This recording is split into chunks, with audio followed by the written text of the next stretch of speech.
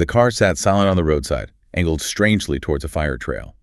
Inside, a packed suitcase, a wallet untouched, travel snacks, everything a young woman would need for a new beginning, a flight to a new life, thousands of miles away. But the driver's side door, it wasn't locked. And the phone, the one item that connects us all to the world, it was gone. Gone. And so was she. Welcome to the Deep Dive. Today, we are plunging into a case that has profoundly impacted a quiet community in Queensland, Australia, the haunting disappearance and alleged horrific end of 17-year-old Phoebe Bishop from Gin Gin. Yeah, this one really stays with you. It really does. This isn't just a basic missing person report. It unravels into something far more intricate, more disturbing, a true nightmare for a small town. We've meticulously combed through a stack of local news reports from outlets like 7 New WS, ABC News, SBS News, and 9 News Australia, along with various YouTube transcripts. And each one gives you just a little piece, doesn't it? It's like a shattered mirror. Exactly. Yeah. Each source, a fragment, paints a complex, often contradictory picture. Our mission today is to meticulously piece together that fractured timeline, to explore the truly unsettling details that emerged about Phoebe's final days and the environment she was allegedly in, and to understand the intricate, frustrating challenges faced by investigators. Yeah. This deep dive is designed to give you a comprehensive, unsettling understanding of a case that demands a closer look. This isn't just a retelling. It's an exploration of the raw facts, the knowns, and the many, many disturbing questions that still linger. I mean, they really linger. And what becomes immediately evident in a case like this is how quickly a seemingly ordinary departure, a hopeful young woman setting out for a new life, can just shatter and transform into a major homicide investigation. It truly highlights the chilling fragility of normalcy, how rapidly the mundane can transform into something profoundly sinister. It really does. We're going to delve into some shocking revelations that emerged about Phoebe's final days and the environment she was allegedly forced to endure. It's hard stuff to even think about. Yeah. And this raises an important question that echoes through every dark true crime story, I think. What does it mean when the most ordinary details suddenly become profoundly sinister? When the very act of leaving home, a step towards independence, becomes the canvas for something horrific? That's the chilling part. So let's begin our journey by understanding Phoebe herself, the person at the heart of this unfolding tragedy. Phoebe Bishop was just 17 years old, hailing from the Bundaberg and Gin area of Queensland. And Gin Gin is tiny, right? Like really small. Oh, incredibly small. For those unfamiliar, it's a tiny township, home to less than 2,000 people. You could literally walk from one end of Gin Gin to the other in under 15 minutes. It's the kind of place where everyone knows everyone, where whispers travel faster than news. And when something goes wrong, everyone feels it. Absolutely. Everyone hears about it, and everyone feels it. Phoebe lived with her mother, Kylie Johnson. From what I've gathered, they shared a close, albeit quiet, relationship. Phoebe herself was consistently described by those who knew her as gentle, emotionally sensitive, and profoundly an animal person. That comes up again and again, her love for animals. It does. She reportedly preferred the company of dogs to people and found solace in quiet moments rather than crowds. She was in her final year at Gentes 8 High, polite, intelligent, but also notably socially withdrawn. So not someone who'd likely draw a lot of attention, maybe. Exactly. She wasn't known for getting into trouble. She didn't drink, didn't use drugs. In many ways, she was the kind of teenager who could almost become invisible in a bustling crowd. But in a small town like Gin Gin, her quiet nature likely stood out. She wasn't seeking attention. She was seeking an escape. An escape, that seems key here. It really does. What truly set Phoebe apart, what the reports consistently highlighted when I looked closer, was her burning, almost desperate desire to leave Gin Gin. From her early teens, she talked incessantly about moving to Perth, Western Australia. All the way across the country. Yeah, a huge move. Her extended family, an aunt, several cousins live there, and she saw Perth as this kind of promised land, a place far from what she apparently called small-town surveillance, far from the dull air of Gin Gin. Wow, small-town surveillance. That's telling. Isn't it? She dreamed big, studying animal care, maybe even opening her own dog rescue. Or perhaps more simply, she just wanted to disappear into a bigger, anonymous life, a place where she wasn't so known, so watched, so constrained by the confines of a tiny community. A fresh start. Totally understandable for a young person. Completely. In the weeks leading up to her planned departure, Phoebe was intensely focused. She had meticulously saved money from a part-time job at a local grocery store, and she had finally finally booked that one-way flight from Bundaberg to Perth for May 15th. One way. She wasn't planning on coming back soon. Not at all. Her suitcase was packed days in advance, a testament to her readiness. She explicitly told her school and her few friends that she wouldn't be coming back. Not for a visit, not at all. Her mother confirmed her daughter was nervous, but unequivocally ready. No hesitation. Absolutely no signs of hesitation, no last-minute doubts. The plan was straightforward, entirely normal for a young person seeking independence. Phoebe was set to leave Jinjin in the family's gray Hyundai i35 around 6:30 a.m. The drive to Bundaberg Airport was just under an hour, a route she had driven before. Her mother, Kylie, had arranged to stay behind for work, so Phoebe would make the trip alone. This was a normal setup, a hopeful journey, a new beginning. It was the safe setup, the quiet before the storm. It's profoundly fascinating, isn't it, how such a hopeful departure, this pivotal moment for a young person seeking independence and a new life, became the very canvas for the unknown. In a rural setting like Jinjin, where ambitions for a bigger life can feel profoundly impactful, Phoebe's desire to leave wasn't just a fleeting teenage whim. It was a deeply held aspiration. Absolutely. And the tragedy, as it so often is in these cases, lies in how this planned beginning, this significant step towards her future, transformed into the precise point of her vanishing. The abruptness of her disappearance, set against such a backdrop of normalcy and anticipation, makes the emotional weight of this case even starker. It really does. It's a sharp contrast that immediately alerts us to the sinister shift that was about to occur. From an investigative perspective, these details of a normal life and a normal departure become crucial context, making the deviation from that path even more jarring and, well, suspicious. And that's exactly where the certainty ends. The plans, the hopes, the normal routine, it all vanished on May 15th. Phoebe never arrived at the airport. Never even made it inside. No. CCTV footage later confirmed she never even entered the Bundaberg Airport terminal. Her boarding pass was never scanned. She didn't make a call, didn't send a message. The digital silence began shortly after 7:15 a.m.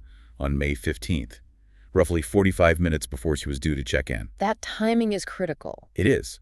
It was later alleged by police that she was in a car with her housemates on the way to the airport, but she never actually entered the terminal and never left the vehicle. Which is just awful to think about. Allegedly trapped before she even got close. That chilling detail suggests she was allegedly already trapped before she even got there. By midday, when her flight had already departed without her, her mother tried to reach her. The phone rang, but there was no answer. Just rang out. Yeah. An hour later, it went straight to voicemail. At first, Kylie, like any worried parent, thought Phoebe had just had second thoughts.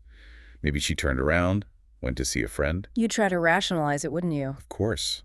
But none of her friends, had seen or spoken to her. The alarming silence was settling in like a cold dread.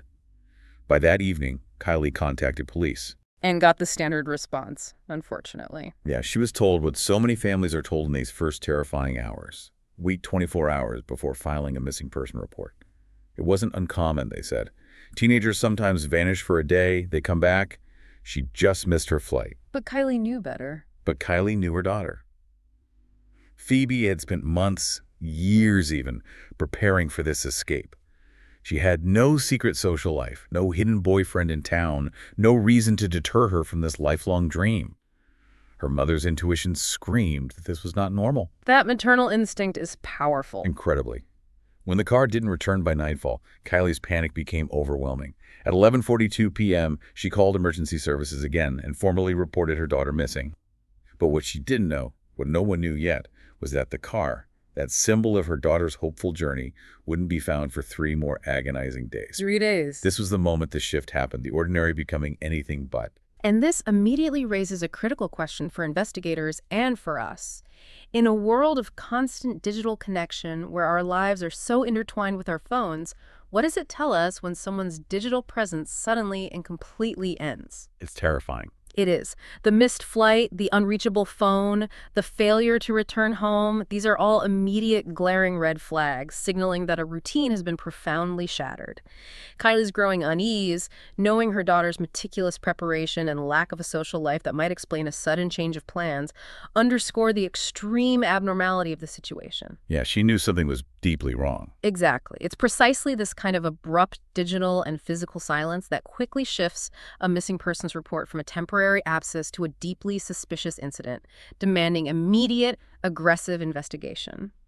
The mother's intuition, in this case, proved tragically accurate, highlighting how quickly the familiar can become a source of profound dread and how every minute can count. The dread deepened significantly 3 days later, on May 18th, when the car was finally found. The gray Hyundai, owned by 35. Okay, so where was it? It was sitting abandoned on a rural roadside in Jinjian, several kilometers outside of town, angled specifically toward a fire trail, almost as if it had been pulled off the main road quickly. Pulled off, okay.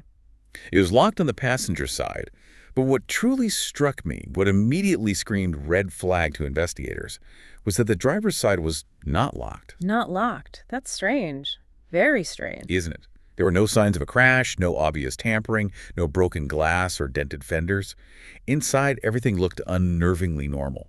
Phoebe's luggage was still meticulously packed in the boot. Her wallet, her ID, her backpack, even some travel snacks and a phone charger were all present. Just left it. Laid out as if she'd just stepped away for a moment. But one critical digital item was gone. Her mobile phone, a Samsung model that police would later discover, had been recently reset to factory settings, effectively wiping its data. Wiped? Okay, that changes everything. Everything. From that moment on, police stopped calling it a disappearance. This was now unequivocally a suspicious case. The questions began to multiply, pushing this narrative into the unknown. Yeah, the wiped phone is a huge indicator of someone trying to cover tracks. Absolutely. But the real gut punch, the discovery that completely altered the nature of this investigation and painted a truly horrifying picture, came 6 days after Phoebe's disappearance on May 21st. The house. The house. Police entered the Jinjin home Phoebe had been sharing with her two housemates, James Wood, 34, and Tanika Bromley, 33. The landlords, who had previously lived in the home when they first married and started a family, a place filled with their own memories of joy and comfort, opened their doors to 7 NWS cameras, eager to show the shocking degradation. They wanted people to see what had happened to their home. They did. And what those cameras captured was absolutely stomach-turning, a scene that even veteran officers later described as beyond anything they'd witnessed. When I saw the footage, it's hard to describe. What did it show? The floor, not just cluttered, but entirely covered in rubbish, in mounds of dirty clothing, and in the dried feces of multiple animals. This wasn't just neglect. It was a profound descent into squalor. Just filth everywhere. Everywhere. Doors and walls bore the scars of hastily patched holes and broken locks. Damage that the landlord swore was not there before Wood and Bromley moved in. Propped against the bedroom wall were items described as gel blasters. Toy guns, basically. Right, which are toy guns legal in Queensland that fire water-filled pellets. But their presence felt strangely unsettling in such a chaotic environment. When I first read the descriptions, when I saw the still images, it was impossible to unsee. I can imagine. The landlords described the air within the home as thick and dirty, saying it smells just. I don't know how people can be breathing in this. One even said, with palpable disgust, a rubbish dump's probably cleaner. During the filming, a mouse was seen scurrying across the floor, a stark reminder of the infestation. And then, perhaps the most heartbreaking detail for Phoebe, given she was so profoundly an animal person devoted to them. Oh, no. Police confirmed a number of animals were found deceased at the property. Oh, that's just awful. Especially for her. Awful. While the precise cause of death wasn't definitively known for all, one report mentioned one animal had perished from dehydration, another showed signs consistent with blunt force trauma, and a third, emaciated but alive, was discovered in the laundry room. Blunt force trauma. Dear God. This was not the safe, normal environment for a young woman about to embark on a new life. This was a house of horrors, a scene that truly broke hearts and shifted the entire investigation. This was the undeniable breaking point. If we connect this to the bigger picture, the state of this home isn't just about simple neglect. It becomes a chilling, horrifying detail that speaks volumes about the environment Phoebe was allegedly subjected to in her final days. It completely changes the narrative. Absolutely. The stark contrast between the landlord's cherished memories of the home as a place of joy, peace, and comfort and its current squalid state is profoundly disturbing. It absolutely shatters any initial assumption of normalcy from Phoebe's life leading up to her disappearance, revealing a deeply troubled living situation. You can't reconcile the two images. You can't. From a forensic perspective, this level of squalor and the specific alterations found become critical. The discovery of a recently cleaned section of carpet near Phoebe's bedroom, cleaned quite aggressively with bleach. Bleach, always a bad sign. Always a red flag. Hmm. Then the waste bin contents, latex gloves, a torn shirt, and hair consistent with Phoebe's samples. Oh, wow. And the chilling fact that no fingerprints were found on the front doorknob, not even Phoebe's own, suggests a deliberate and thorough attempt to clean or obscure evidence. Wiped clean, like the phone. Exactly. These aren't random details. They are crucial forensic indicators pointing towards a meticulous effort to conceal something deeply sinister. What's even more fascinating for investigators is that Bromley, one of the accused housemates, was reportedly about to be evicted. Really? Why?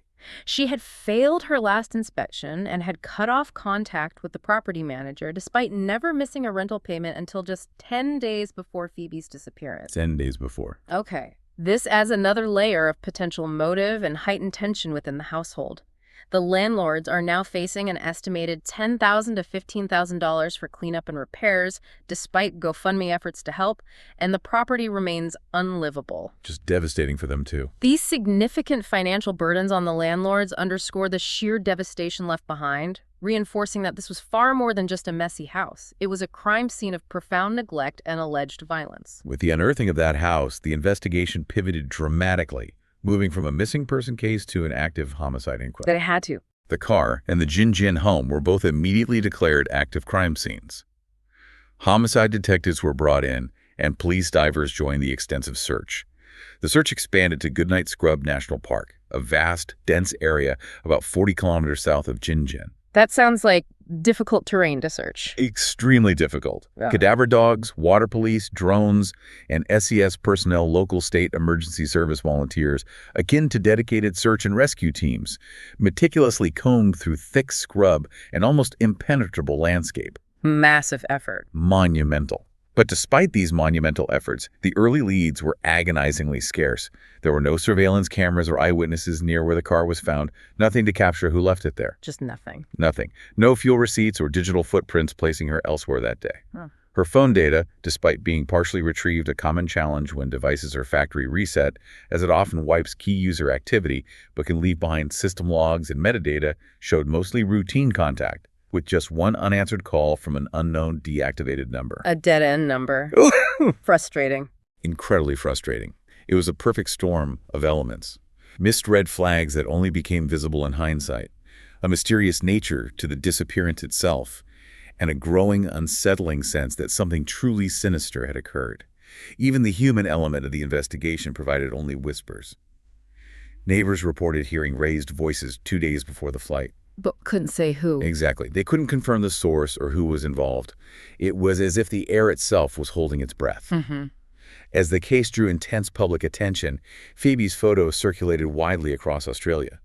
A Facebook page, Find Phoebe, gained over 40,000 followers within a week, a testament to the community's desperate hope. People wanted to help. They wanted answers. Desperately. But that attention also brought intense scrutiny, especially upon Phoebe's mother, Kylie Johnson. Questions arose. Why hadn't she reported her daughter missing sooner? Why wasn't she home during such a critical period? The armchair detectives start weighing in. Always. Rumors, as they always do in these cases, began to spread like wildfire. Kylie gave a brief, televised statement pleading for information, but she was described by some as guarded, her grief perhaps misinterpreted. Grief looks different on everyone. It's awful to judge someone in that position. It really is. And then inconsistencies started to emerge, or at least things that raised eyebrows. Police confirmed that Kylie's phone had pinged near the Jin house 2 days after Phoebe vanished. Okay. The same day, neighbors reported seeing movement on the back veranda. Surveillance footage from a nearby petrol station even showed Kylie purchasing 2 jerry cans of fuel and a pack of gloves on May 17th, 2 days after Phoebe disappeared. Fuel and gloves. That doesn't look good, circumstantially. It doesn't. When confronted, she claimed it was for lawn work. Investigators, however, were unconvinced. The public's suspicion grew, adding another layer of torment to a family already suffering immeasurable pain. Yeah, that's incredibly tough. Dealing with the loss and then facing public suspicion. Adding to the digital mystery surrounding Phoebe herself?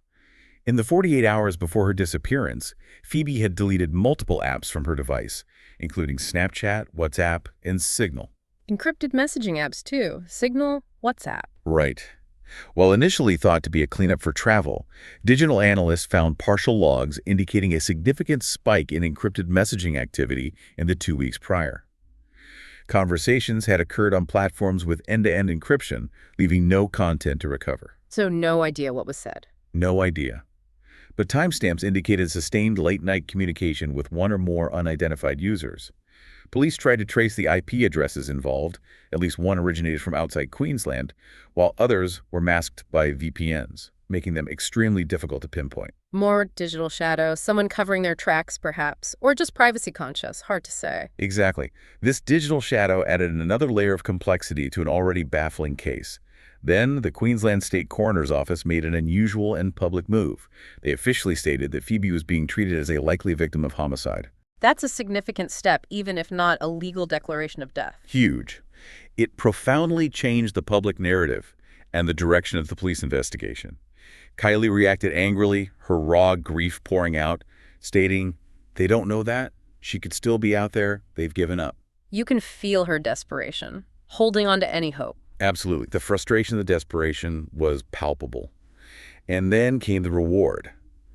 A staggering 250,000 Australian dollars, the largest ever in Queensland for such a case. Did that bring in any useful leads? It led to hundreds of tips, but heartbreakingly, most were useless, dead ends. False claims emerged, abduction theories, a TikTok video sighting, theories of trafficking, mental health struggles, all of which were meticulously investigated and subsequently debunked. Wasting valuable time and resources. Exactly. And then, perhaps the most haunting piece of circumstantial evidence to emerge during the hunt. Farmhouse camera footage showed the Hyundai slowing down your disused sidetrack, the very same track where it would later be found abandoned. Okay, so near where the car was found. Yes. And at 7:06 a.m., just minutes before the car left the frame, a second, smaller, unidentifiable figure appeared near the vehicle. A second figure. Unidentifiable. That figure was never seen again. A ghost in the machine, captured for a fleeting moment, then gone. Wow. Okay, let's truly unpack this. The fact that there was no clear digital footprint from Phoebe herself, her phone wiped, apps deleted, or immediate obvious evidence of physical violence at the car scene meant investigators had to peel back layers, looking for those subtle, almost invisible clues that often tell the real story. They had so little to go on initially. So little. The initial lack of overt signs of violence, no obvious signs of a struggle in the car, no readily apparent blood initially confused investigators, leading them down various speculative paths. But the profound forensic details from the Jin house, particularly the tragic state of the animals found deceased and the telltale bleached carpet, dramatically shifted the focus. The house changed everything. It did. These weren't mere accidents or simple neglect. They pointed to a deliberate, calculated effort to erase traces, transforming what initially seemed like a mysterious disappearance into a suspected horrific act. The immense challenge of digital silence, with Phoebe's phone going offline and apps deleted, complicated tracing her last moments, forcing investigators to rely heavily on metadata and external network pings, which are much harder to interpret than direct communications. Yeah, much harder than reading texts or emails. Definitely. This also highlights the immense burden placed on the family under such intense public and investigative scrutiny. Public perception, often fueled by speculation and incomplete information, can be profoundly distorted without all the facts, adding immeasurable pain to their already devastating grief. It's trial by social media sometimes. It really can be. This raises an important question that true crime cases constantly grapple with. When there's no body, no weapon, and no confession, how do authorities meticulously build a case based almost entirely on circumstantial evidence and digital shadows? It takes incredible patience and attention to detail. It requires an obsessive dedication to every minute detail, no matter how small, and an incredible ability to connect disparate pieces of information. After weeks of what felt like a frustrating, often stagnant search, a massive breakthrough finally came.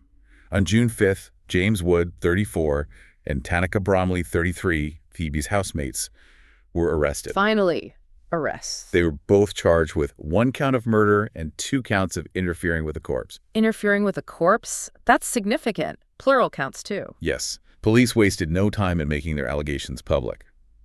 They believe Phoebe's life was taken in a horrific way, and her body was moved, specifically, moved more than once. Moved more than once. Suggests a prolonged attempt at concealment. It does.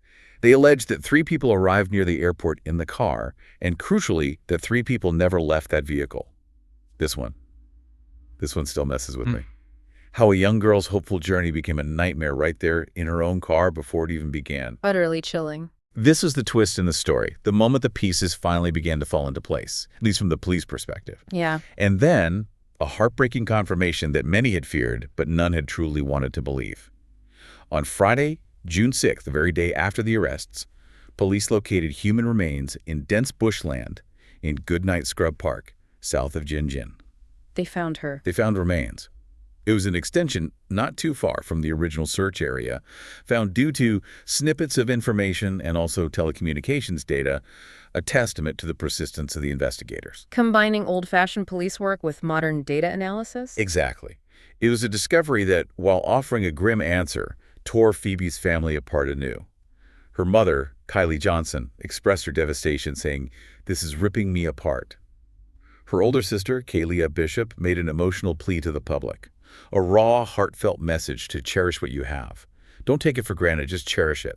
Love the good and the bad, worship it all, capture the memories. Oh, that's just heartbreaking. Raw grief. So raw. On June 17th, almost 2 weeks after the discovery, Queensland police formally identified the human remains as those of Phoebe Bishop through DNA testing, bringing an agonizing level of certainty to the family's torment. Confirmation. The worst possible news, but confirmation. Yes. Community vigils were held in Bundaberg and Jinjin with floral tributes and calls for attendees to wear bright colors and butterflies in Phoebe's honor, a poignant symbol of life cut tragically short. Wood and Bromley were remanded in custody, their matters adjourned until August 11th. Police stated investigations continue, still searching for vital items, including Phoebe's luggage and that elusive mobile phone. Still pieces missing, even after finding her remains. Still missing pieces. What's profoundly fascinating here is how the persistence of investigators, combining meticulous ground searches with incredibly sophisticated telecommunications data analysis, finally led to that heartbreaking discovery, providing an answer even when the full truth is still unfolding in the legal system. That combination was key. Absolutely. The charges of interfering with a corpse are particularly significant from a legal and investigative standpoint. This directly supports the police allegation that Phoebe's body was moved multiple times, speaking not just to a spontaneous act, but to a deliberate, calculated attempt to conceal the crime. It implies planning after the fact. Exactly. This isn't just about the act itself. It implies a deeper, darker premeditation and an active effort to evade justice by removing crucial evidence. The formal identification, while devastating for the family, brings some measure of closure, allowing them to lay her to rest in a respectful manner, as Bundaberg Mayor Helen Blackburn noted. Some measure of peace, perhaps. Perhaps. It shifts the case from an agonizing disappearance to a tragic homicide with a confirmed victim, allowing the community to begin the agonizing grieving process, though true healing may never fully arrive. If we connect this to the bigger picture, these specific charges suggest a calculated effort to erase the traces of a violent act, which often indicates a conscious attempt to avoid accountability for the initial crime. And the echo of this case, the lasting shadow it cast, continues to ripple through Jinjin. The police are still actively searching for Phoebe's luggage, and that elusive mobile phone, key pieces of the puzzle, still missing. Still looking for those items. And we know that more charges are expected against Wood and Bromley, reportedly relating to the tragic deaths of the animals found at the property, adding another layer of horror to their alleged actions. Right, the animal cruelty aspect. Phoebe's disappearance fundamentally shattered the illusion of safety in Jinjin. It changed the town. People no longer left their doors unlocked, a stark departure from the small-town trust they once shared. Parents no longer let teenagers walk home alone after dark. That loss of innocence for a whole community is profound. It's a profound, permanent shift in the fabric of a small community, replacing trust with suspicion and openness with caution. The landlord, the one who opened his home to 7NUWS, is still working tirelessly to ensure Phoebe's possessions are returned to her grieving family, but he faces a cruel irony. He believes he may legally have to give the accused a month's notice to collect the remaining possessions from that horrifying scene. Wow, that's adding insult to injury for him. Unbelievable. Phoebe's mother, Kylie Johnson, in the wake of this profound grief, sold the Jinjin home and relocated, quit her job, and has largely withdrawn from the public eye, a true testament to the devastating, soul-crushing impact this has inflicted upon her. Completely understandable. Her life is forever changed. But despite the arrests and the heartbreaking discovery of her remains, the case of Phoebe Bishop is still riddled with deeply unsettling, unsolved mysteries. Why were the animals left to perish in such horrific conditions? Why was just one patch of carpet cleaned with bleach and not the rest of that squalid house? Good questions. The selective cleaning is bizarre. It's so bizarre. Why was there seemingly no trace of violence at the car, no signs of struggle, when police alleged she never even left the vehicle? Who was that second, smaller, unidentifiable figure seen near the car in the farmhouse camera footage at 7:06 a.m., just minutes before the car left the frame? The ghost figure. Still unexplained. Still unexplained. And what about those deleted apps, Snapchat, WhatsApp, Signal, and the spike in encrypted messages in the 2 weeks before she vanished, with IP addresses masked by VPNs and some originating from outside Queensland? So many loose ends. These are questions that gnaw at me, that make this case feel profoundly unresolved, a dark truth still obscured by shadows, leaving an unbearable ache. And this raises an important question that every community affected by such tragedy must grapple with. When the physical evidence is scarce and the digital trails are deliberately wiped, how does a community truly come to terms with a disappearance that seems to defy full explanation? How do you find peace with so many unknowns? Exactly. The echo of Phoebe's story in Jinjin is a powerful testament to the community's trauma. One tragic event can permanently alter the fabric and perceived safety of a small town, replacing trust with suspicion and openness with a chilling caution. Justice may be sought through the courts and charges have been laid, but for the community and especially for her family, true closure often remains elusive. Yeah, justice and closure aren't always the same thing. Not at all. It leaves the audience haunted by the unresolved details and the sheer lack of complete, transparent answers. This case swiftly shifted from a simple missing person investigation to a police homicide inquiry, and then for many, into something that entered the realm of myth because of its chilling lack of immediate, clear-cut answers. And perhaps what haunts us most about cases like Phoebe's is the realization that even the most ordinary of settings, secrets can fester and darkness can unfold with terrifying speed, leaving behind only echoes and a profound, terrifying silence. And what a haunting silence it truly is.